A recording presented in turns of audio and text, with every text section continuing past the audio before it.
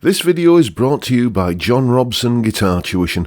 If you enjoy the content, please consider supporting the channel by enrolling on a course, purchasing some guitar lessons or a t-shirt, or you can join my Patreon. Now, on with the show. Hello chaps, welcome once again to John Robson Guitar Tuition. As always, I do hope you're well. Okay, so it's Wednesday and that usually means it's a little bit of a lesson or, handy tips kind of video. So that's what I've got in store for you today. I thought today I would tackle bar chords. I did a video a little while ago on how to actually successfully master the technique of playing a bar chord, and if you're struggling with that, I'll link to that video down in the description box. But there's also another stage to learning bar chords, because bar chords are movable chords. You move them up the neck.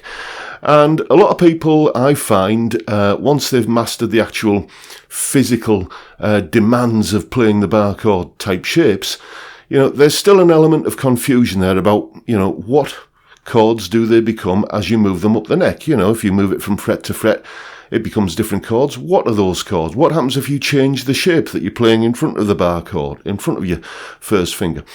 This often leads to confusion with a lot of people, so I thought I'd address that today with this little slideshow. Here it is.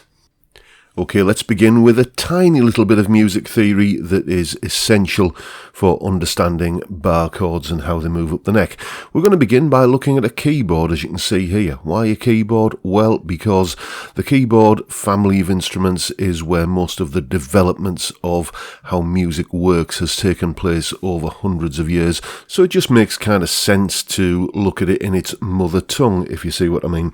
Anyway, first thing you notice about any keyboard is that the black notes are arranged in groups of 2, then 3, and that alternates as you go along the keyboard.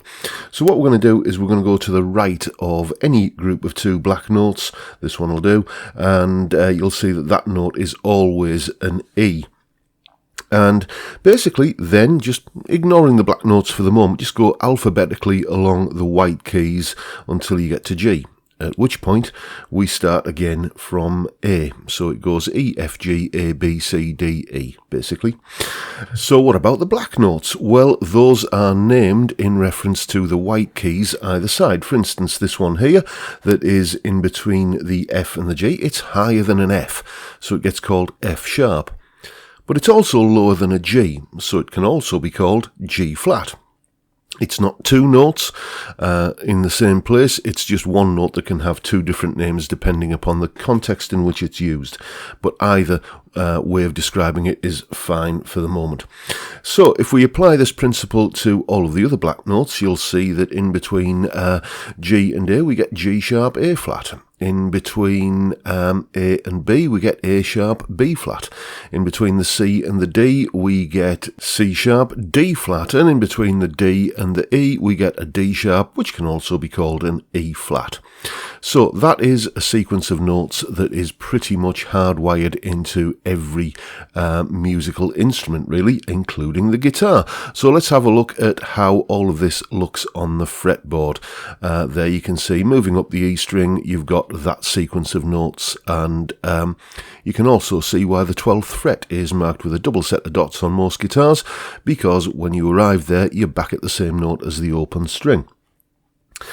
And what we can see is that if you move an E note up 1 fret, it basically becomes an F note, and that's exactly what you're doing with chords. If you play an F chord, which is the first bar chord most people learn, you can see that it's nothing more than an E chord shape that's been moved up 1 fret.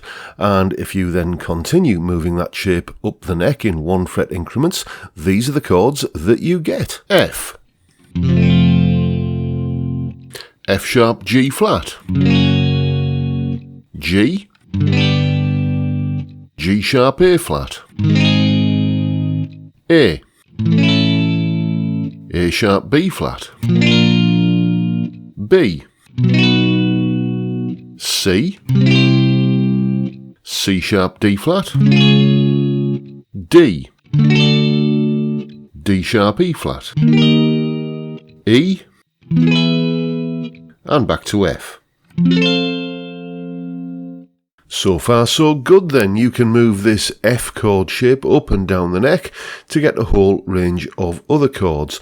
But there is something of an inconvenience here. Let's say you had to go from this open E chord shape here to a B chord. E and B are two chords which occur a lot together, and you can see that the B chord is up at the 7th fret. That's quite a long distance to travel. So maybe it would be an idea if we could find another way of moving chords up and down the neck, maybe with another shape, and that's what we're going to do here. Let's take a look at this A chord shape here. You can see this is just basically an ordinary open A chord that we've moved up to the 1st fret, and if you move an A up 1 fret it becomes an A sharp or B flat, and if you were to move it along another fret you'd have your B chord much closer to the E chord that you'd been starting from, just an ordinary open E chord shape.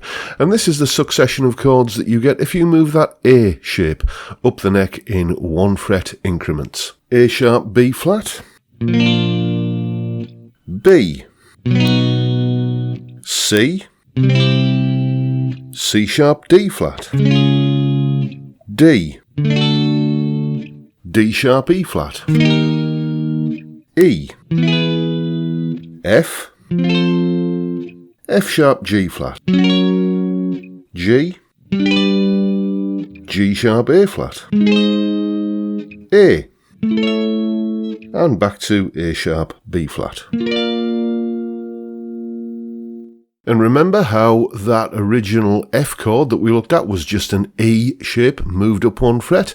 What happens if we turn the E in that chord shape into an E minor? Well, we get a whole bunch of minor chords that move up the neck in this manner.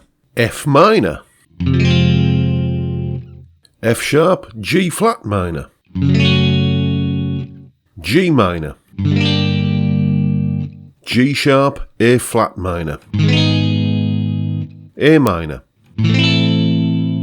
A sharp B flat minor, B minor, C minor, C sharp D flat minor, D minor, D sharp E flat minor, E minor, and back to F minor. And we can also take an A minor shape up the neck in the same way as we took the A shape up the neck, and get a whole bunch of minor chords using that shape, which will all come out like this. A sharp B flat minor, B minor, C minor, C sharp D flat minor, D minor, D sharp E flat minor, E minor, F minor, F sharp G flat minor, G minor, G sharp A flat minor, A minor, and back to A sharp B flat minor. And I've put that little clip there up on my Patreon page, just so you can, if you're a Patreon supporter, thank you so much, by the way, you can download it and refer to it as many times as you want. And there's also this fact sheet in PDF format that you can download and just basically use it as a little handy lookup guide, so you can see which shape becomes which chord at which fret, and just look it up, and sooner or later, you'll kind of start just knowing these things. As I say, that's all up on my Patreon page. There's the address, link in the description. That's a special little thank you to all of my Patreon supporters. Thank you so much, everyone. Much appreciated. I also just want to give a big shout out to Dan from Scott Guitars UK, who's built me this rather splendid signature model guitar. Maybe you saw the video yesterday. If you haven't, then go and check it out. yeah, it's an absolutely stunning guitar. It's everything I hoped for and more. And if you're thinking about getting that one special guitar, that guitar that's going to be the one that lasts you the rest of your life, you know, the kind of the dream guitar, you would do very, very well indeed to check out one of these. Dan's website is, Dan from Scott Guitars, his website is linked also down in the description box below. So give him a shout and start talking about your dream guitar. Maybe it'll be one of these. I can certainly recommend it.